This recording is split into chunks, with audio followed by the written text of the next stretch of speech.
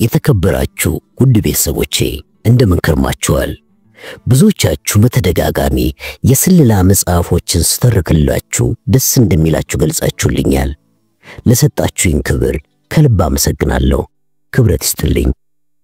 እነሆ ታዲያ እኔም ስቱዋርት ውድስ ከጻፋቸው 3 የስለላ መጽሐፎች ውስጥ አንዱን በቀለኛው ሰላይ በሚል በሙሉጌታ ይፍሩና በሚሊዮን ግዛው ወደ ሀገርኛ የተመለሰውን ይህንን ድንቅ መጽሐፍ ወደ እናንተ ሳቀርብ እንደ ሁልጊዜ ሁሉ ደስ እያለኝ ነው።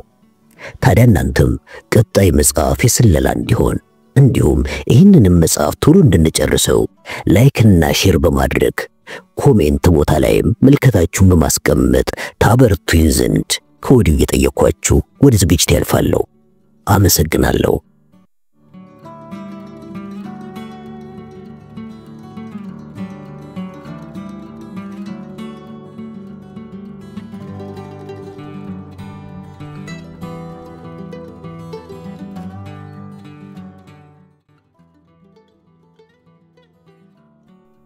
ሄልደር የወሰደው ሻወር እርጥበቱ ሳይደርቅ በውድ የመታጠቢያ ቤት ጋውን ተሸፋፍኖ ስሜቱን ሊመረምር ይሞክራል። የኩራት፣ የማስተዋል፣ የደስታ፣ የጉጉትና ኃይለኛ የፍርሃት ስሜቶች ተደበላልቀውበታል። የለመደው ስሜት ነው። ይህን ስሜቱን ከዚህ ቀደም ይሰማው ከነበረ ስሜቱ ጋር ለማነጻጸር ሞከረ። በባህር ሰርጓጅ ስልጠና ትምህርቱ ላይ ለመጀመሪያ ጊዜ የማምለጫ ተገንጣይ ተንሳፋፊው ሲገባ በካፒቴንነት ማዕረግ መጀመሪያ ለቅኝት ሲወጣ ተሰምቶት ከነበረው ስሜቱ ጋር አወዳደረው። ከነዚህ ስሜቶች ጋር ብዙም አይመሳሰልም። ይሄ ስልጠና ወይም ልምምድ ሳይሆን ወታደራዊ ተልእኮ ነው። አንድ ጥይት ባይተኩስ እንኳን ይሄ የሄልደር የመጀመሪያ ፍልሚያ ይሆናል። አሁን ይህን ስሜት ከጥንት ጊዜ በፊት ተሰምቶት እንደነበር አስታወሰ። ከመጀመሪያ የሴት ጓደኛው ጋር ሳለ የተሰማው ነበር። ከስታሊን በስተደቡብ የሚገኙ አክስትና አጎቱን ለመጠየቅ ወደ እርሻቸው የሄደው በ16 ዓመቱ ነበር። ልጅቱ በአንድ ዓመት ብትበልጠውም ያገኛት እዛ በሄደ ጊዜ ነበር።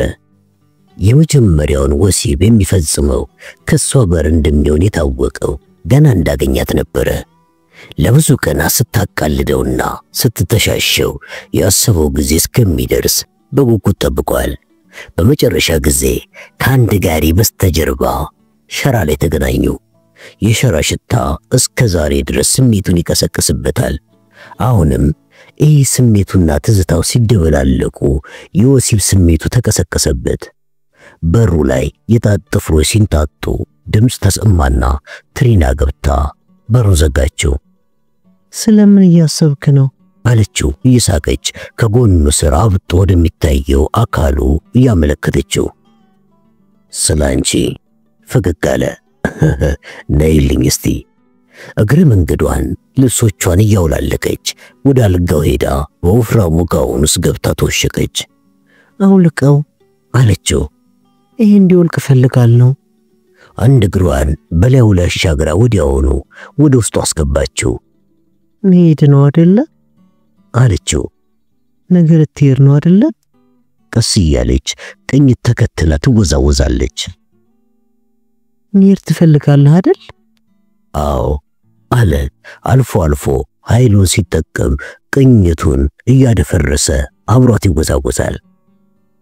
በጣም ፈልጓለሁ ግን አንቺም መተው አልፈልግም። ትመለሳለህ አይደል ስትለው ድምጿ የለቅሶ ቃናን ተላብሶ ነበር። አዎ እመለሳለሁ፣ እመለስልሻለሁ። ቃል ግባልኝ። እመለሳለሁ። አንድ ላይ እርካታ ላይ ደረሱ።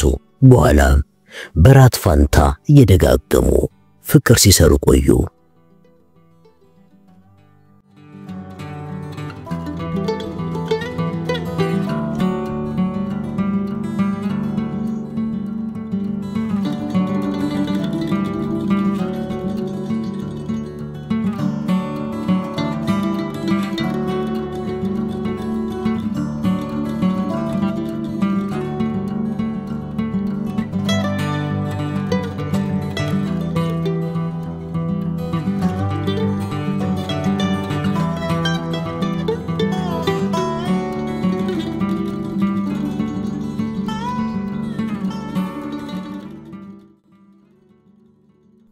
በቀጣዩ ዕለት ማለዳ ሂልደር ሲነቃ ትሪና የለችም። ወዲያውኑም በሩ በኃይል ተንኳኳ። ልብስ ፍለጋ ተደነባበረ። ሚስተር ጆንስ በፍጥነት ገባ። እሺ ደህና አደርክ ሚስተር ስዊንሰን አለ በሚቅለሰለስ ስሜት። ዋዝን ስታሰናዳ ላግዝን የመጣሁት። ትልቅ ባለ ውሃ መልክ የፕላስቲክ ፖስታ ከፍቶ ከፍ አድርጎ አሳየው። ሁሉ ነገር እዚህ ውስጥ ነው የሚገባው። 2 ሙሉ ቅያሪ ልብስ፣ 1 ጫማና የግል ቁሳቁስ እንዲሁም የተሰጠህን የጦር መሳሪያ መያዝ ይኖርብሃል። 2 የጥይት ካርታዎች አሳየውና የፕላስቲክ ቦርሳ ውስጥ ከተታቸው። አሁን ታጥቀሃል። ከ30 ጥይት በላይ የማይፈጅ ችግር ውስጥ ላለመግባት ተጠንቀቅ። ፈገግ አለ። ትንሽ የፕላስቲክ ፖስታ አሳየው። ያንን መሰል ሁኔታ ውስጥ ከገባ የምትጠቀምበት ይሆናል። ፖስታውን ተቀደውና ውስጡ የሚሟሙ ሐምራዊ ነገር ታገኛለህ። በላይኛው ድድህና በጉንጭ መሃል አስገብተህ ትይዘዋለህ። ሳይሟሟ ላልተወሰነ ጊዜ እዛው ተጣብቆ ይቀራል። የከፋ ሁኔታ ካጋጠመ አውጥተህ ታኝከውና ትወጣዋለህ። ወዲያውኑ ራስን ትስትና በአጭር ጊዜ ውስጥ ትሞታለህ። አዎ በፍጹም አያሰቃይም። እንደተነገረኝ ከሆነ በጣም አስደሳች ነው። ራሴ ግን ሞክሬው አላውቅም አለና ከት ብሎ ሳቀ። አሁን አውላልቅ። አለባበስህና አጓዝ አሰናዳድህ መቆጣጠር አለብኝ። ሂልደር ልብሱን አውልቆ ቀላል የመሮጫ ጫማና ልብስ ለወጠ። አንድ ውሃ የማያስገባና ሌላ የሚሞቅ ጃኬት፣ 2 ሱሪዎች፣ ካኒቴራዎችና ካልሲዎች አስገባ።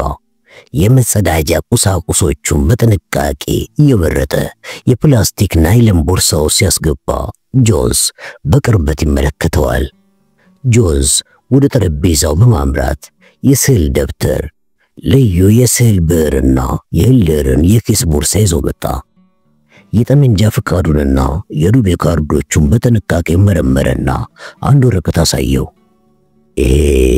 ግሪኒች ኮሌጅ ከተባለ በ7ኛው ጎዳና ላይ ከሚገኝ ቻይናውያን የልብስ ንጽህና መስጫ የተሰጠ ደረሰኝ ነው። ከውስጥ ኪሱ ፓስፖርት አወጣና ገለጠው። ጥሩ ፎቶ ነው፣ እስቲ ፈርምበት።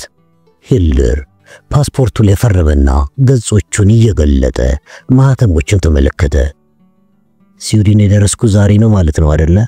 በትክክል። ከሀገር ውጭ ጉዞ ስታደርግ የመጀመሪያ ነው አለ ጆንስ። ሂልደር ፓስፖርቱን፣ የኪስ ቦርሳውንና የስዕል መሳሪያዎቹን የፕላስቲክ ሻንጣ ውስጥ ከተታቸው። ከዚያም ጆንስ ሻንጣውን ትልቁ የፕላስቲክ ፖስታ ውስጥ አስገብቶ ዚፑን ዘጋው። እዛ ስትደርስ አንተ ካርል ስዊንሰን ነህ አለው። በቃ አሁን እንሂድ። ሂልደር በማጅሮፍ የጎልፍ ጋሪ ከጆንስ ጋር ከውሃው ጋር ተመልሰው ወደ ተሰሩት የሰርጓጅ መርከብ መኖሪያዎች በኮረብታ ቁልቁል ተጓዙ። ዘቦቹ በሮቹን አልፈው እንዲገቡ ምልክት ሲሰጧቸው ጆንስ ጋሪዋን ወደ ተንጣለለው የሰርጓጅ መርከብ መጠለያ አስገብተው አቆማት። ማጅሮፍ ሰላምታ ሊሰጣቸው መጣ። ደህና አደርክ ሂልደር አለ ብሩህ ፈገግታ እያሳየው። ጆንስ እንዳዘጋጀ ገብቶኛል። እንዴት አግቴ ዝግጁ አድርጎኛል መለሰ ሂልደር። አዲስ ሰው የሆንኩ ያህል እየተሰማኝ ነው። ጥሩ አሁን መተዋዝን ተመልከት ብሎ ማጅሮፍ መጠለያውን አቋርጦ እየመራቸው የኮንክሪት ደረጃዎችን ወርዶ ወደ ጁሊየት ደረጃዋ ሰርጓጅ መርከብ ወሰዳቸው። የፊት ለፊት በሯ ክፍት ነው።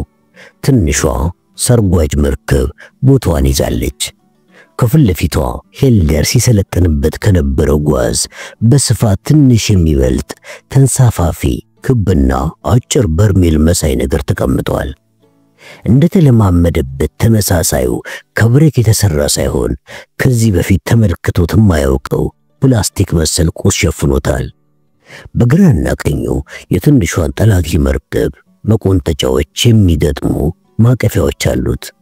ሂልደር የትክክለኛው ሸክም መጠንን ከመለማመጃው በብልጡ አሳሰበው። ክብደቱ ምን ያህል ነው ጠየቀ ማጅሮፍ ላፍታ ያህል ንዴት ታየበት። ከመለማመጃው በ6 ኪሎ ያህል ይበልጣል። እንደማያስቸግር እተማመናለሁ። ሂልደር ግን ሙሉ በሙሉ በራሱ አልተማመነም።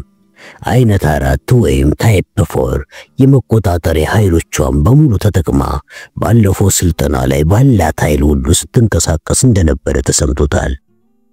በትክክለኛው ሸክም እስካልሰራ ድረስ እርግጠኛ ሊሆን አይችልም። ማጅሮፍ ደግሞ መዘግየትን የሚፈቅድ አይመስልም። ሊናገር ሲል የቫለሪ ሶኮሎቭ ድምፅ ከኋላው ተሰማው። ምንም ችግር አይኖርም ኮሎኔል አለች በጠጣር ድምፅ። ሂልደር ፊቱን አዙሮ ቢገላምጣትም አላናገራትም። ለቆጣጠረው ምችል ይመስለኛል ጌታዬ አለ። መልካም መልስ ማጅሮፍ። አሁን እንጀምር። ሶኮሎቭ መቆንጠጫዎቹና ማቀፊያዎቹ በትክክል ይገጥማሉ እንዴ? አዎ ኮሎኔል፣ ሁሉም መልካም ነው። ከሆነ ጓዙን ጫኑታ ታዲያ። ሶኮሎቭ ሙሉ የሰውነት መሸፈኛ ለብሰው አቅራቢያቸው ላይ ለቆሙ 3 ሰዎች ምልክት ስትሰጥ ከባዱን ሸክም እየገፉ ወደ ትንሿ ጠላቂ መቆንጠጫዎች አስጠጉት። ሂልደር ሰዎቹ ቢጫ የጨረር መመርመሪያ ፋሻዎችን ማጥለቃቸውን ለመጀመሪያ ጊዜ ተመለከተ። ከባድ የጨረር መጠን ካገኘ ፋሻው ወደ ሰማያዊነት ይለወጣል። ማጅሮፍ እንዳለው ጓዙ የዩራኒየም 235 ዝቃጭ ቢሆን ኖሮ ይሄ ሁሉ ጥንቃቄ ባላስፈለገ ነበረ። ግን በጥንቃቄ የተነሳ ጠብ መፍጠር አልፈለገም። ሶኮሎቭ አይነት 4 ወይም ታይፕ 4 ጠላቂዋ ውስጥ ገብታ መቆንጠጫዎቹ ከማቀፊያዎቹ እስከሚዋደዱ ድረስ ስታስተካክል ቆየች። ከዚያም የጠላቂዋንና የ3ቱን ሰዎች ኃይል በመጠቀም ጓዙን አንስተው ሂልደር ወደ ውጭ ከሚመለከትበት መስታወት ስር ካለው መጫኛ ላይ ያስቀመጡት። ከውሃ ስር ሲገቡ የጓዙ ክብደት ስለሚቀል ያለ ሰዎቹ እርዳታ በጠላቂዋ መቆንጠጫዎች ብቻ ማንቀሳቀስ እንደሚችሉ ተስፋ አደረገ።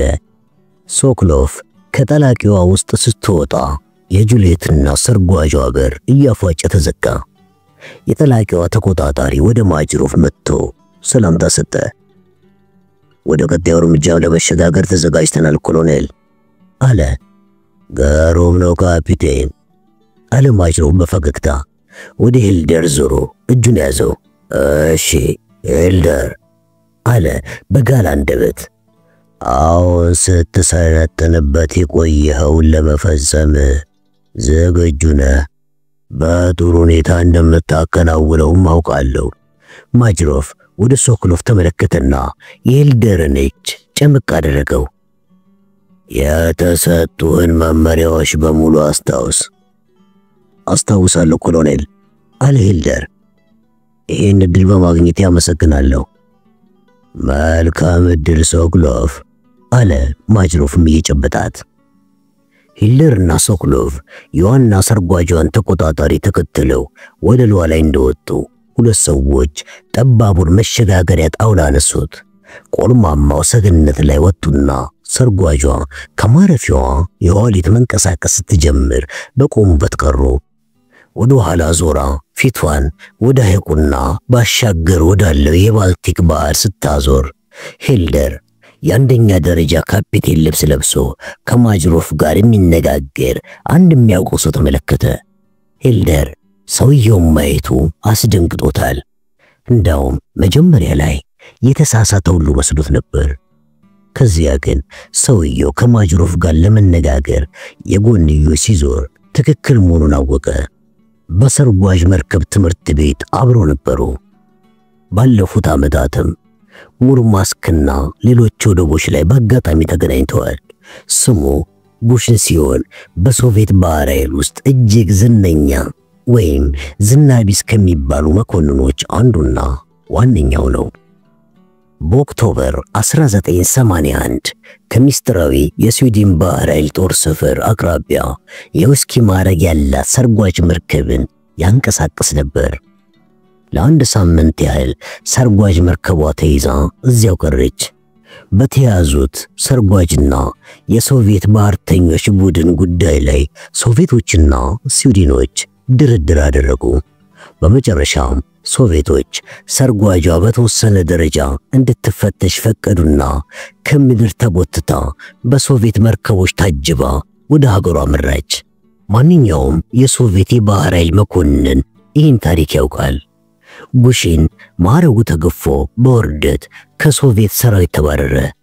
ጉላግ ውስጥ ረጅም የጉልበት ሥራና እስራትም ተፈረደበት። የሱ ስም ብቃት ስለሌለው ለመኮንን የሚሰጥ ቅጽል ስም ሆኗል። ግን አሁን ደግሞ የሙሉ ካፒቴን ዩኒፎርም ለብሶ የሶቪየት ባህር ሰርጓጅ ተልእኮዎች በስዊድን ጠቅላይ አዛዥ ጋር በቅርብ እየተነጋገረ ነው። ሂትለር በጁሊየቷ የሰገነት መንሰላል ሲወርድ ግራ መጋባት ነክሶበታል። የሰርጓጅ መርከቡ አዛዥ ከውሃው በታች ለመጥለቅ ትዕዛዝ ሰጠ። ምን እየተፈጠረ ነው?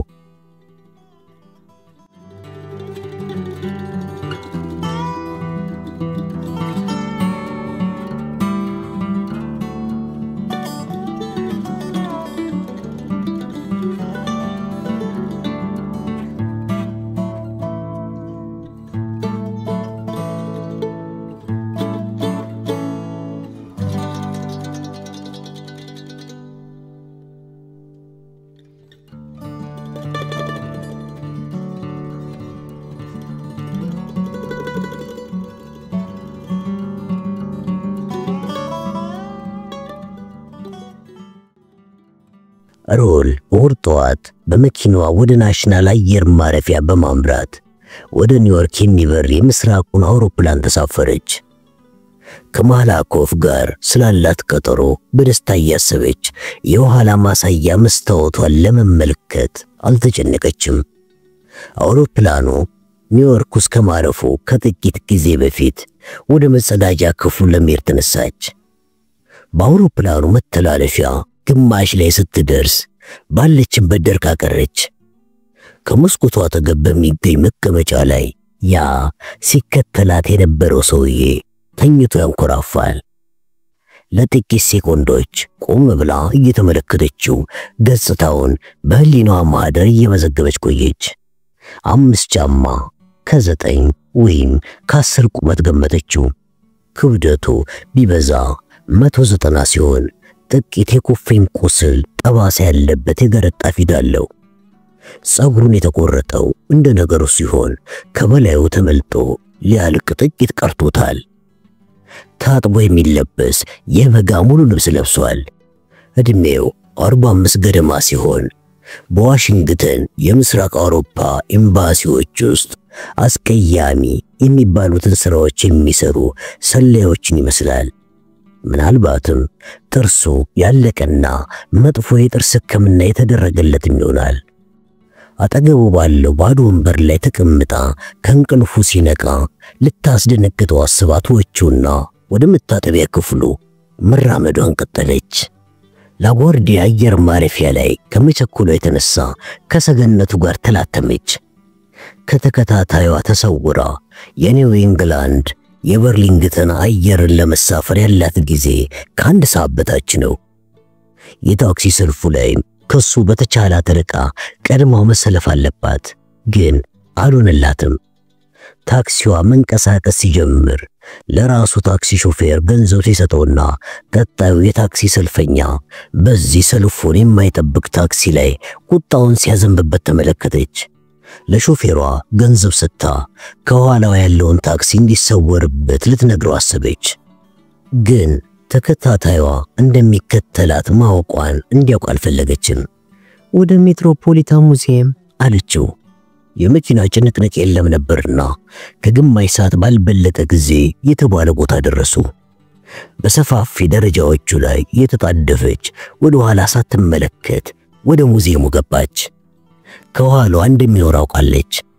በአባላት ጠረጴዛው ላይ የአባልነት መታወቂያዋን አሳይታ የመግቢያ የደረት ምልክት ተቀበለች።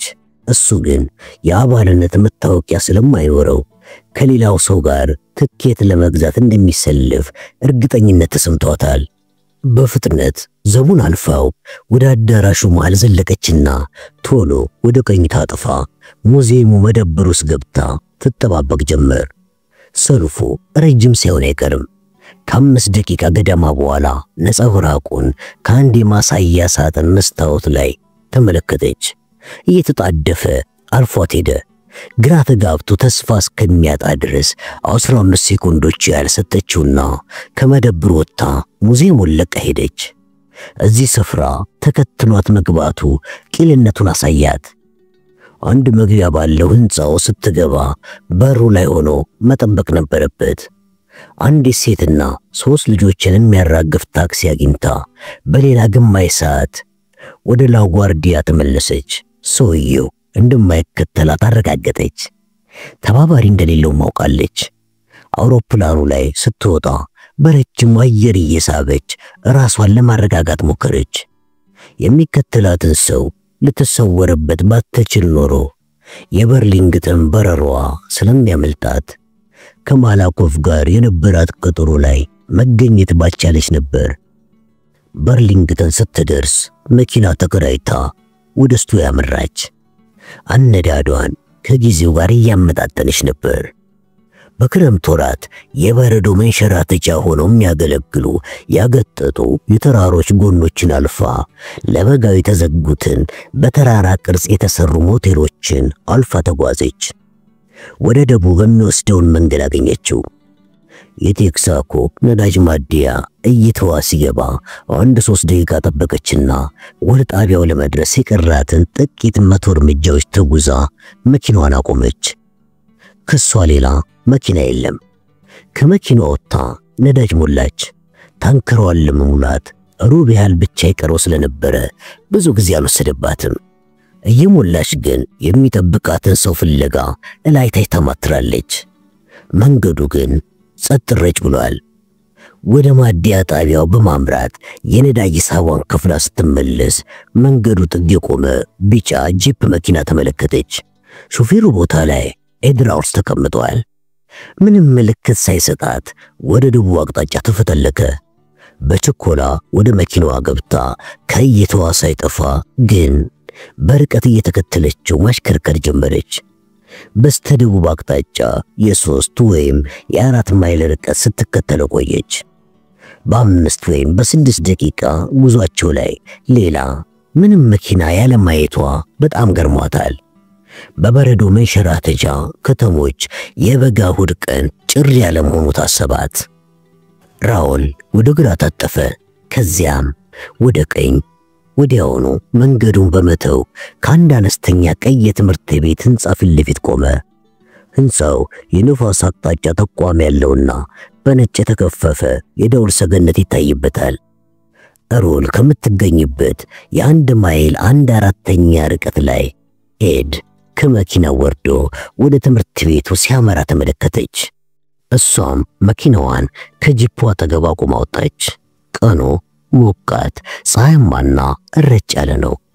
ከህንጻው በላይ ያለው የአየር ሁኔታ ጠቋሚ ወደ ምስራቅ ቀስቱን ወድሮ ሳይነቃነቅ ተጋድሟል። የፊት ለፊቱ በር ወለል ብሎ ተከፍቷል። ራውል ዘልቃ ገባች። አጭር ኮሪደርን አልፋ አንድን የተዘጋ በር ከፈተችና አንድ የትምህርት ክፍል ውስጥ ገባች። ህንጻው በትምህርት ቤትነት ማገልገልን ማቆሙ በግልጽ ይታያል። በስተቀኛው ከፍ ብሎ የተሰራ መድረክ ሲኖር በአስተማሪው ወንበርና ጠረጴዛ ፋንታ አሁን ወደ አነስተኛ ኩሽናነት ተለውጧል። ባዶ የትምህርት ቤት ክፍል አሁን 12 የሚሆኑ በቆዳ የተለበጡ ቁሳቁስን ይዟል። በክፍሉ ዙሪያ ያሉት ጥቁር ሰሌዳዎች አሁንም ቦታቸው ላይ ናቸው። በአንድ ጥግ ጎድጓዳ ሆድ ያለው የእንጨት ማብሰያ ተቀምጧል። የማቀዝቀዣው በር ሲከፈት አይኖቿ ወደ ኩሽናውና ወደ መድረኩ ተሰረቁ። ኤድራውልስ ጎንበስ ብሎ የመደርደሪያውን የታችኛውን አካል በአይኖቹ ይፈትሻል። ቢራ ትፈልጊያለሽ እንዴ አላት። ለስላሳ አለ? አረንጓዴ የቢራ ጠርሙስና የኮካኮላ ቆርቆሮ ይዞ መድረኩን በማቋረጥ ወዳለችበት አመራ። ድምጽ መግረጫ ይዘሻል እንዴ ሲል ጠየቃት። የመድረኩን ደረጃዎች ወርዶ ለስላሳውን ያቀበላት። አለስኩም ጥሩ ማስታወሻ መያዝም አትችይም። ቦርሳሽን እዚሁ ተይው። ስሚ ሮል፣ ይሄ ከባድ መረጃ ነው። ከዚህ የምታገኘውን ነገር በድርጅቱ ውስጥ በምታቀርቢው ሪፖርትም ሆነ ንግግር ላይ መጠቀም አትችይም። ገባሽ አይደል? ሮል ራሷን በሽታ ወዘወዘች። ውይይታቸው ይሄ ገደብ ባይጣልበት ደስ ይላት ነበር፣ ግን ራውልስም የራሱ ደህንነትን መጠበቅ ይኖርበታል። ይህን ተገንዝባለች። ቦርሳዋን መድረኩ ጫፍ ላይ አኑራ ተከትለው ወደ ፊት ለፊቱ በር ተመለሰች። ከዚህ ቀደም አልፎ የመጣችው በር ላይ ደርሶ ቆመ። ማን እንደሆንሽና ምን እንደምትፈልግ ያውቅም፣ ግን ከዚህ ተነስቶ የሚሄድበት ስፍራ የሚወሰነው ላንቺ በሚሰጣቸው መልሶች ሊሆን እንደሚችል ተርጥሯል። ለዚህ በጣም አመሰግናለሁ ኢድ አለችው። አኳኋኑ ተለውጧል።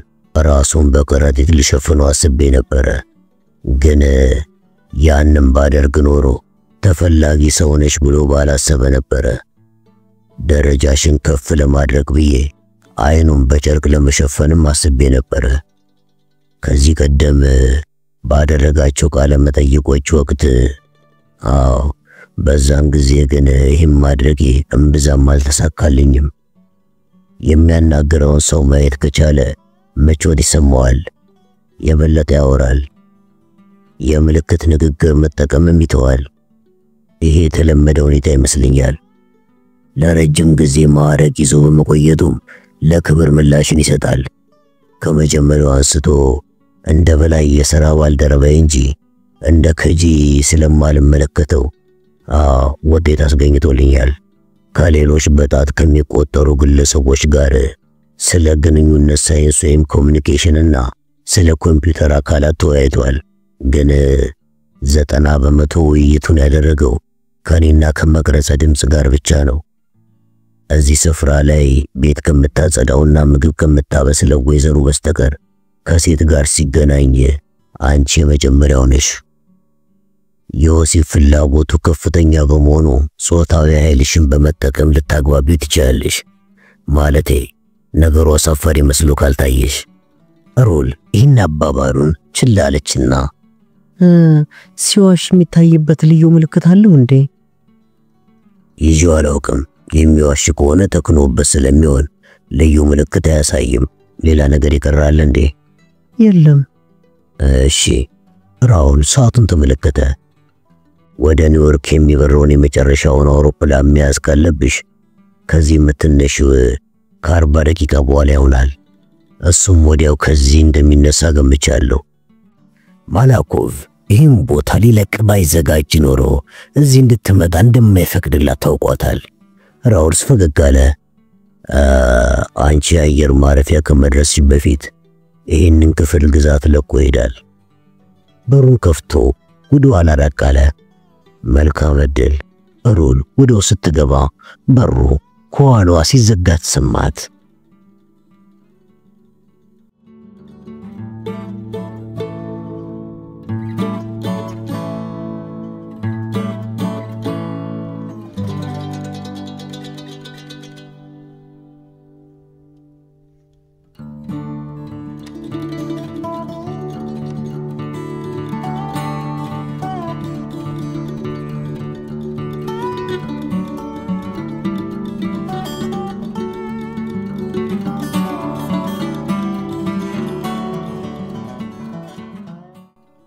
ሂልደር አይኖቹን ከፍቶ ያዳምጥ ጀመር። የሰርጓጅ መርከቧ መለስተኛ የማላዘን ድምፅ በሄልሲንኪ ስቶክሆልም ተጓዥ የዕቃ ማመላለሻ መርከብ ሞተር ጩኸት ተውጧል። መርከቧና ሰርጓጇ እንደ እናትና ልጅ አሳ ነባሪ በጥቂት ሜትሮች ርቀት ላይ እላይና ታች ይንሳፈፋሉ። ሁለቱም በስቶክሆልም በደሴቶች የተከበበ የውሃ ክልል ላይ አቋርጠው ተከታትለው እየተመሙ ነው። ሂልደር ከኮሪደሩ አቅጣጫ የሰው ዱካ የሰማ ቢመስለውም እሱ ዘንድ ግን የመጣ ሰው የለም። ሰዓቱን ተመለከተ። ጊዜው ደርሷል። ሌሊቱን ሙሉ በሰመመን ያሳለፈው ከተልእኮ ውጪ ሌላ ነገር ለማሰብ አይኖቹን ከድኖ ሲጥር ነው የነጋው። ትሪና ራጉሌን ወደ ሐሳቡ ከዘለቀችባቸው ጊዜያት በስተቀር ግን ሌላ ነገር ማሰብ አልተቻለውም። በሚቀጥሉት 8 ሰዓታት ውስጥ ከሱ ሊጠበቁ ስለሚችሉ እርምጃዎችና ድርጊቶችን ሁሉ ጠንቅቆ በተደጋጋሚ ሸምድዷቸዋል። አሁን ያለ ካርታው እርዳታ መድረሻ ነጥቡ ማግኘት እንደሚችል ተሰምቶታል። ቻርቱ ህሊና ውስጥ ታትሟል። እያንዳንዱ ተንሳፋፊ ምልክት ጥልቀት ያለውና የሌለውን ስፍራ እያንዳንዱን ጠንቅቆ ያውቃል። የትኛውም የሶቪየት መኮንን ለአንድ ተልዕኮ ከዚህ በላይ ተዘጋጅቶ እንደማያውቅ እርግጠኛ ሆኗል። ይህም ሆኖ ግን የፍርሃቱ ጋቱ ያለማቋረጥ ይተቀጥቀዋል። ከቀበሮ ጉድጓድ ላይ ቀና ሲል ጠላት ወዳለበት ሲገሰግስ የተመለከተ ወታደር ይህ ስሜት እንደሚሰማው ታውቆታል። ይህ ስሜቱን ሊቆጣጠር የሚችልበት ብቸኛው መንገድ አፍኖ በማስቀረትና የታዘዘውን ለማስፈጸም ቁርጥ ውሳኔ ላይ በመድረስ መሆኑን አምኖበታል። ደህንነት ብሎ ነገር ይቅርበት። ደግሞስ ሰዎች ለብዙ ምዕተ ዓመት ራሳቸውን ወደ ፍልሚያ ሲያስገቡ የኖሩት ደህንነታቸውን ችላ በማለት አይደል እንዴ? ዳሩ ግን እዚህ ውሳኔ ላይ በደረሰ ቁጥር ትሪና በሐሳቡ ትመጣበትና ታፈርስበታለች እና እንደገና ሀብሎ ይጀምራል። ወደፊት ሕይወቱ ብዙ የሚጠብቀው አስደሳች ነገር ስላለ ደህንነቱን ችላ ማለት አይችልም። ማሊቡ ላይ እየጠበቀችው ነው። ይህ ሐሳብ ከተልዕኮ በልጦ እንዳይታየው ለማድረግ ተፍጨረጨረ። ዳግመኛ የኮቴ ድምፅ ሰማ። አሁን ግን አልተሳሳተም። ሂልደር እግሮቹን ከድንክ አልጋው ላይ አውርዶ ወለሉ ላይ እንዳኖረው መጋረጃውን የገለጠው ባህርተኛ መናገር ጀመረ። ጊዜው ደርሷል ጌታዬ። ከቃመጫኛ መርከቧ ተለይተን ወደ ታች እየጠለቅን ነው። ከትንሽ ጊዜ በኋላ አብሬው እንደምውል ለካፒቴኑ ንገረው አለና ሂልደር የመሮጫ ጫማና ልብሱን ቀይሮ የተወሰነ ትርፍ ሙቀት ካስፈለገ በሚል ትከሻው ላይ ወፍራም ጃኬት ጣል አደረገ። የድንገተኛ አደጋ ልብሱን የያዘውን ትልቅ የፕላስቲክ ከረጢት አንድ ክንዱ ስር የካርታ መያዣውን ከሌላኛው ክንዱ ስር አስገብቶ ወደ ኮሪደሩ አመራ። ቫለሪ ሶኮሎቭ በተመሳሳይ ሁኔታ ታጥቃ ካፍታ በኋላ ካጠገቡ ከሚገኘው ሌላ መኝታ ክፍል በመውጣት ተከተለችው። ለቅስፈት ያህል መልከት ያደረገው የተከፋና የተኮሳተረ ገጽታዋ አላስደሰተውም። ሳትሰናከል ይህን ተልዕኮ እንደምትወጣ ተስፋ አደረገ። ነገሮች ካስገደዱት እንዲገላት ከማጅሮፍ የተሰጠውን ትዕዛዝ መፈጸም ይችል እንደሆነ አሰበ። ምንም ይሁን ምን አንድን ሰው ያለ ምክንያት ሳያስቡ መግደሉን አልፈቀደም። ቁርስ ተዘጋጅቶ ወደሚጠብቃቸው ማረፊያ ክፍል ፊት ለፊት እየመራ ገባ። ትኩስ ሾርባ፣ በጭስ የደረቀ ጥንቸል፣ ጥቁር ዳቦና ሻይ ተዘጋጅቶላቸዋል። ደስ ብሎት ተመገበ። አመጋገቡ ለራሱም አስገርሞታል። ሶኮሎቭ ግን ነካክታቶቹ ብዙም አልተነጋገሩም። ሂልደር ቶሎ ምግቡን ጨርሶ ተነሳ። ዛሬ መብላት ከፈለግሽ ከአሁኑ የተሻለ ጊዜ አታገኝም ብሏት ከክፍል ወጣ። ከ10 ደቂቃ በኋላ ተመለሰ። ካፒቴኑ ወደ ማረፊያ ክፍሉ ገባ። አንተ በተዘጋጀበት ጊዜ እኛም ዝግጁ እንሆናለን አለ ሂልደር። ካፒቴኑ የመስማማት ምልክት ሰጠው። ገብታችሁ ቦታ እስክትይዙ ድረስ እኛ የውሃ ውስጥ ራዳር ቅኝታችንን እናጠናቅቃለን። በዙሪያችን ምንም ነገር ከሌለ ጉዞ ትጀምራላችሁ። ሂልደር ፊት ለፊት እየመራ እና ሰርጓጇን አቋርጦ አይነት አራት ሰርጓጅ ጀልባቸው ወደምትገኝበት በልዩ ሁኔታ ወደ ተዘጋጀው የማስወንጨፊያ ክፍል አመራ። መጀመሪያ ሶኮሎቭ እንድትሳፈር ምልክት ሰጣት። ከዚያም በመሰላሉ ሽቅብ ተከትሏት ወደ ላይኛው በር አመራ። ከረጢቱንና የቻርት መያዣውን ከስሩ ካለው መቀመጫ ላይ ጣልና እግሮቹን ወደ ሰርጓጇ ሰደዳቸው። ልክ ዘሎ ሊገባ ሲዘጋጅ አንድ ነገር አይኖቹን ሳበው። በክፍሉ ወለል ላይ የወደቀና ጓዙን ይጭኑ የነበሩ ሰራተኞች አጥልቀዋቸው ከነበሩት ቢጫ ባንዲሎች መሃል አንዱ ነው። አሁን ግን ቢጫ አይደለም፣ ሰማያዊ ሆኗል። ጌታዬ ሲል ከመርከቧ ሰራተኞች አንዱ በተከፈተው በር በኩል ጮሆ ተናገረ። ተቆጣጣሪው መነሳት ትችላላችሁ ብሏል። ገብታችሁ እንደጨረሳችሁ። አዎ ውሃውን ለቀዋለን። መልካም ዕድል። ሂልደር የተረበሸውን ልጅ ጩኸት ስላልጠበቀው ደነገጠ። ሁለት አውራ ጣቱን አሳይቶት መስማማቱን ከገለጸለት በኋላ ትንሿ ሰርጓጅ ውስጥ ገብቶ የላይኛውን በር ዘጋውና የግፊት መስጫውን መዘውሩን አሽከረከረው። ከረጢቱን ከመቀመጫው ስር ወሸቀና ትንሿን የካርታ ማኖሪያውን ከፈተ።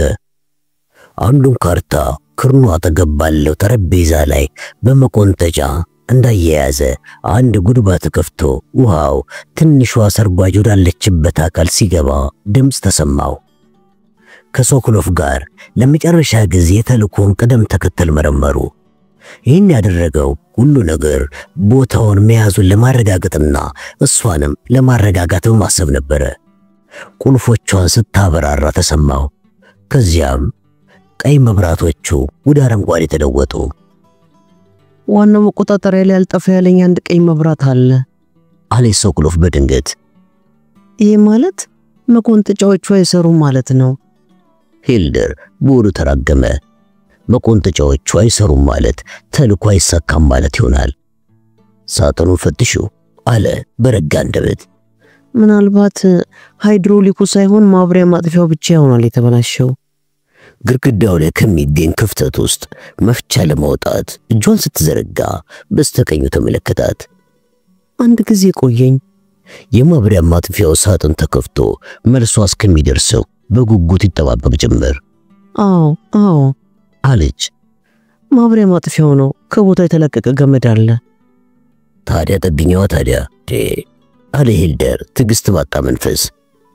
ውሃ የፊት ለፊቶቹን የዋናውን ጀልባ ወለሎች አጥለቅልቋቸዋል።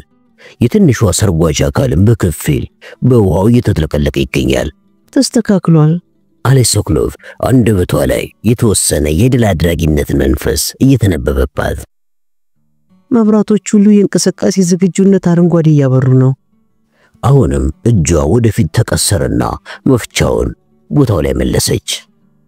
ከበስተኋላቸው አንድ ስፍራ ላይ ለስለስ ያለ የሚያፏጭ ድምፅ ተሰማ።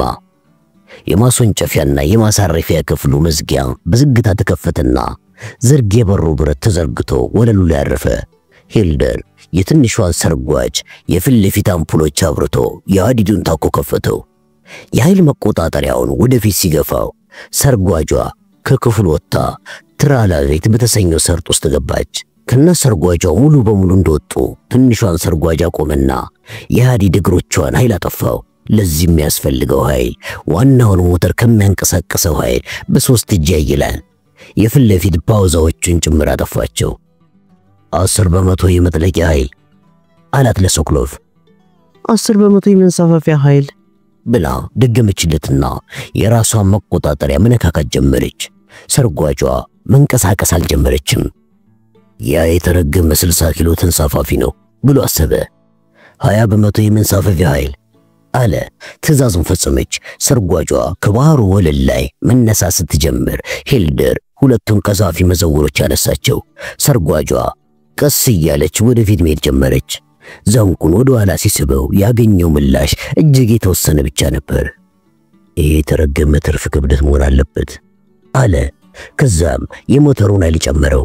ይህን ጊዜ ሰርጓጇ ወደ ላይ መነሳት ጀመረች። ወደ ባህር ጠለሉ እየወጡ ሳሉ ከመቆጣጠሪያዎቹ የሚያገኘው ምላሽን ፈተሸ። የመጥለቂያ ዝርግ ብረቶቹ ወደ ላይ ለመውጣት የሚያግዳቸው ከመሆኑ ሌላ ምንም ችግር አላገኘም። ይህም የተከሰተው ያለ ዕቅድ ከተጨመረባቸው ክብደት የተነሳ ነው። ይህን ችግር መቋቋም አይከብደውም፣ ግን የባትሪ ኃይሉን ሊያሟጠጥበት ይችላል። ቢሆንም ግን ብዙ ኃይል ይቀረዋል። በፍጥነት ስሌቶቹን ከሰራ በኋላ የ6 ሰዓት የጉዞ ጊዜው ወደ 8 ሰዓት ከፍ እንደሚል ተገነዘበ። በግምቱ መሰረት ግን የ19 ሰዓት የመንቀሳቀሻ ኃይል አለው። ከትርፍ ክብደቱና ከጥሩ ቀልጥፍናና ፍጥነት ጋር በቂ ኃይል ይሆናል።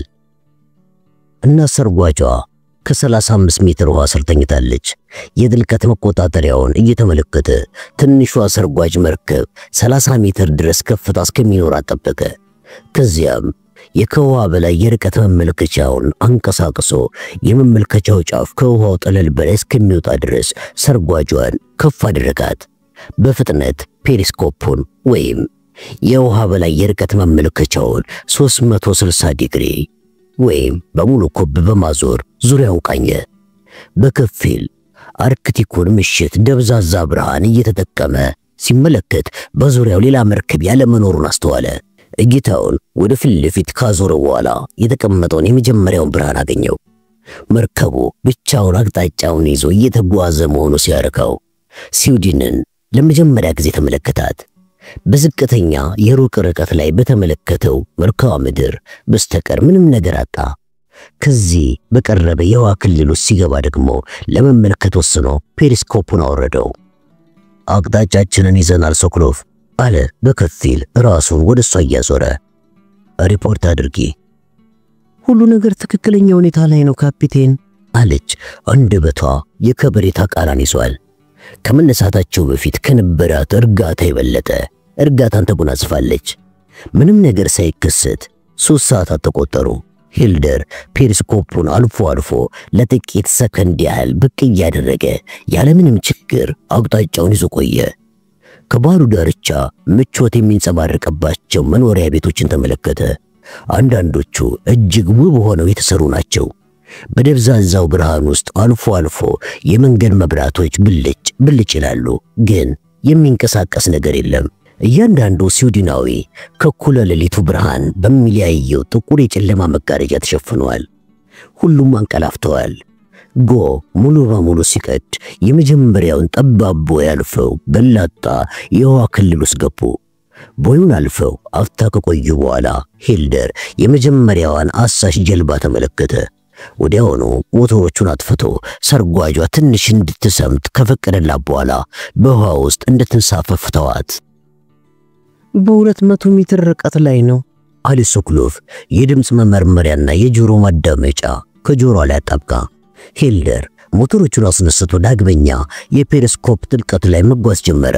ከጥቂት ደቂቃዎች በኋላ ሌላ አሳሽ ጀልባ አገኘ። ከአንድ ሰዓት በኋላ ደግሞ ሌላ።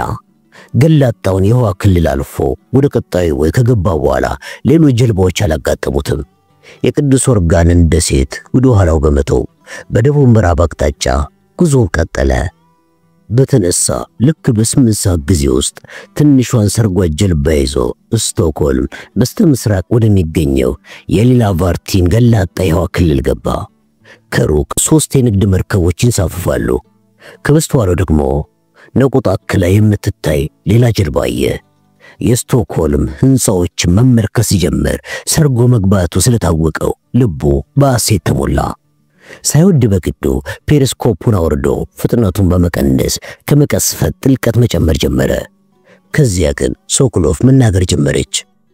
ከኋላችን 700 ሜትር ርቀት ላይ ጀልባ በፍጥነት እየተጠጋን ነው። እሱ ጀልባዋን ሳይመለከት በፊት እሷ ለምን በድምጽ እንዳላወቀች አስቦ በጣም ተናደደ። የቀረቸው ነገር ቢኖር ተስማሚ ስፍራ ፈልገው ጓዙን መልቀቅ ብቻ ነው። የሰርጓጅ መርከቧን ባውዛዎች አብርቶ ጠበቀ። ከባህር ወለል 31 ሜትር ላይ ደርሰዋል። የሰርጓጇን ፍጥነት ቀነሰና ወደ ወለሉ በዝግታ እንድትወርድ አደረጋት። ለዚህ ተግባር እንከን የማይወጣለት ረባዳ የቋጥኝ ወለል ነው። የምድር ላይ ተሽከርካሪ ጎማዎቹን ስራ በማስጀመር ወደፊት ከ10 ሜትር ለማይበልጥ ርቀት አንቀሳቀሳት። ያምላክ ያለ ደረሰ ማለት ነው። ቦታው እንከን የለውም። ከዚህ ሌላ የቀለለ ምን ነገር አለ? ጓዙን መልቀቄ ነው አለ ሂልደር።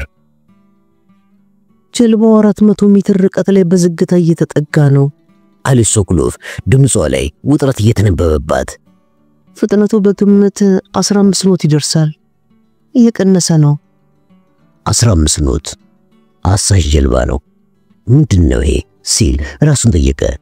ሌላ በዚህ ፍጥነት የሚሄድ ምን ጀልባ ይኖራል? ሁሉን ነገር አጠፋፍቶ ዘና ብሎ ተቀመጠ። ጸጥታ። ከሪፖርት በስተቀር ጸጥ በይ።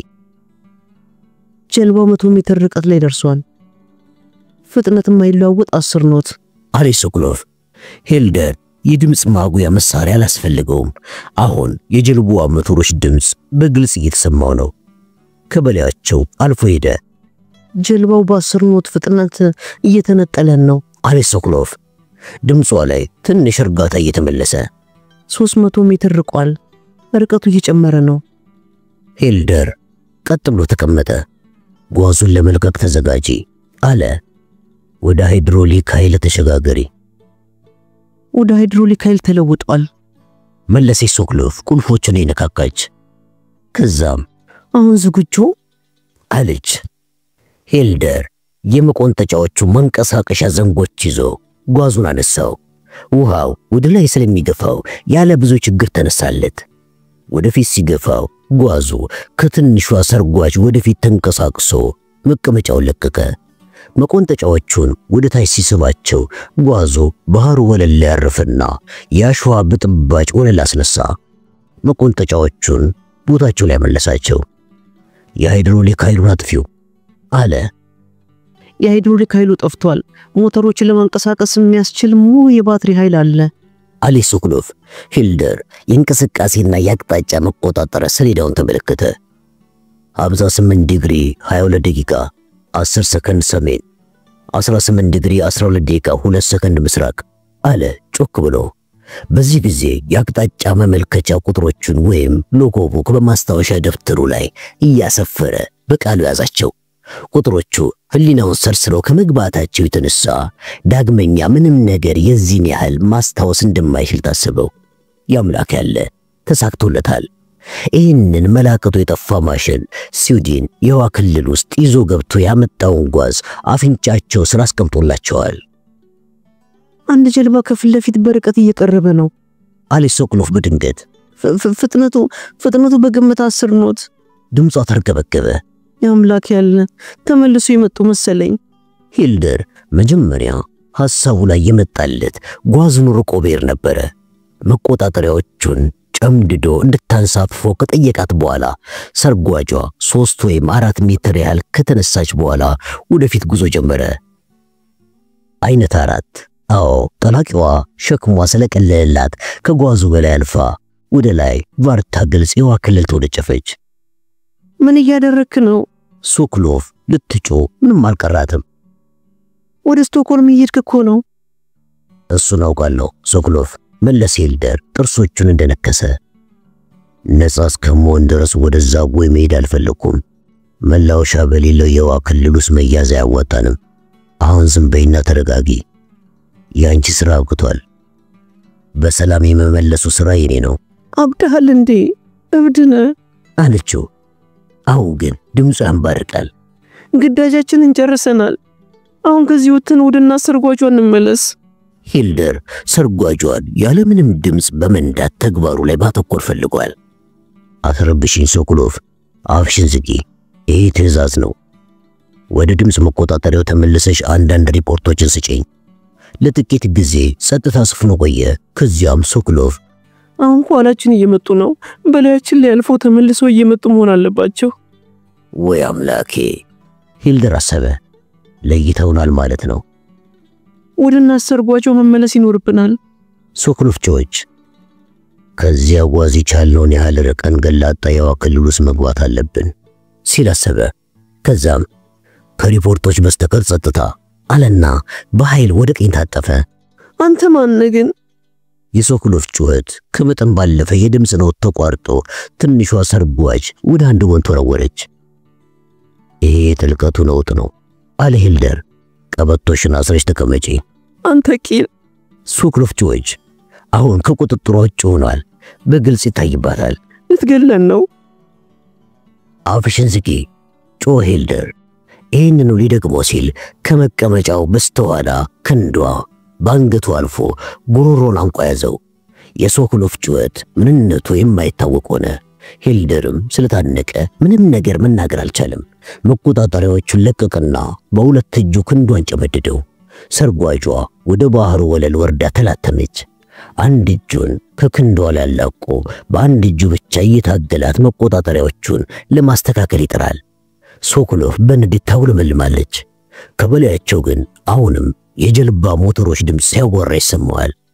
መተንፈስ እያቃተው ስለመጣ ራሱን ወደ ጎን ዞር አደረገ።